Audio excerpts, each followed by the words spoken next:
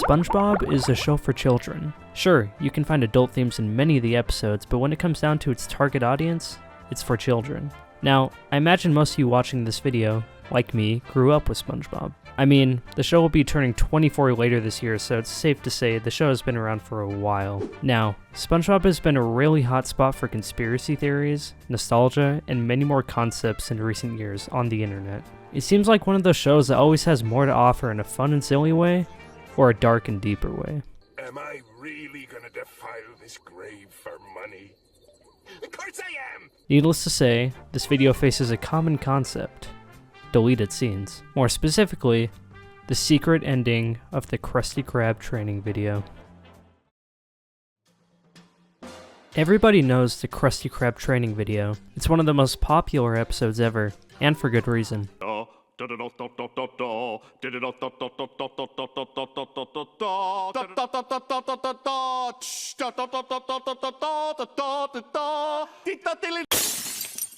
that's enough of that.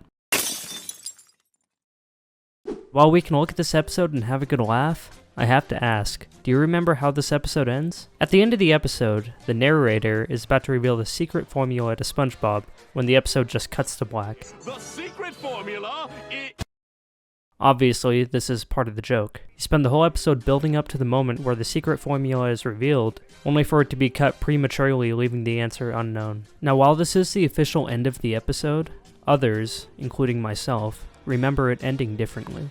I came across this old Reddit post when doing research on the topic, and it explains what many people remember really well. The post reads, "The way I remember it, SpongeBob starts making a Krabby Patty with the announcer saying the ingredients as he does it. Many agree the episode ended this way, but some, myself included, remember it ending with the narrator revealing the ingredients really fast, beyond comprehension. With so many people believing only one of the three endings happened, people have argued that it's a deleted scene, while others argue it's another case of the Mandela effect. There is a YouTube video from CDC82 that claims to debunk the theory that there was a deleted scene at the end of the Krusty Krab Training video. The video shows original footage from when the episode first aired, proving that the scene was never there in the first place. Okay, the secret formula is... I'm Patsy the Pirate! And I'm Jennifer the Love Hewitt. Inviting you to...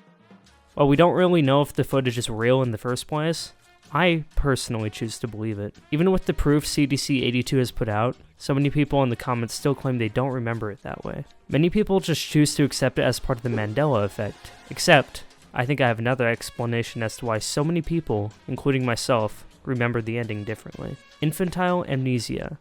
The absence of a recall by adults of personal memories that occurred before the age of 2. Everybody has infantile amnesia. That's why no one has their early childhood memories. Now, as I guessed in the beginning of the video, I reckon most of you watching this video grew up with SpongeBob, and if I were to guess, some of your early childhood memories surround SpongeBob in some way or another. Everyone who remembers the ending to this episode differently, I believe, is remembering the episode wrong. While you can just chalk up the ending to the Mandela effect, I don't think that's particularly wise. The Mandela effect.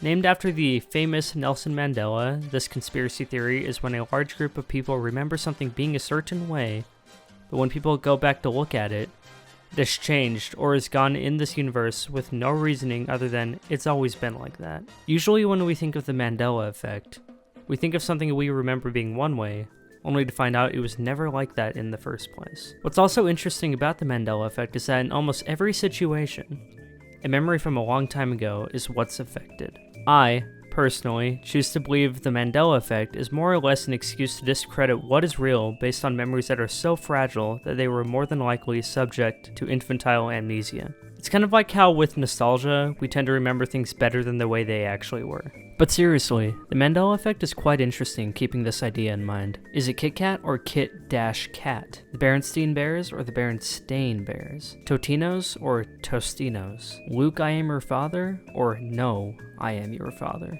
Take a look at these examples. I'm willing to bet that most of these Mandela effects come from your childhood, or a long time ago in general. While infantile amnesia is the result of lost memory roughly around the age of 2, I still believe we have a hazy memory from our younger selves in general.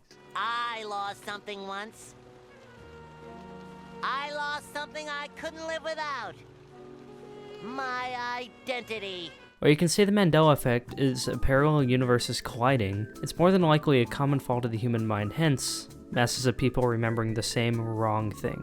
Sorry to get a bit off topic, but the Mandela effect is something I feel like I should have touched on more. So, we know the episode doesn't have a hidden deleted scene, and we assume the Mandela effect is a redundant explanation for faulty memory. The only explanation left on the list is nostalgia, but based on our assumptions of the Mandela effect, explaining nostalgia as faulty memory, which it is, seems a bit redundant for a Mandela effect explanation. So there you have it, faulty memory. While my conclusions come to faulty memory, you may still have your own explanations, which I would love to hear about. I'm not trying to gaslight you into believing what I have to say, I'm just trying to be a realist. I don't think the concept of the Mandela effect is where we jump universes, but that it's instead another term to explain our hazy memory in general. Same goes with nostalgia. If you enjoyed what I had to say in this video, or were just interested in the topic, please consider subscribing and liking the video. Commenting also helps with the algorithm, so if you could do that, that would be awesome. We're almost to 1,000 subscribers, and I would love to hit that milestone as soon as possible. And with that being said, I have nothing more to add to this video, so I'll see you in the next one. Peace.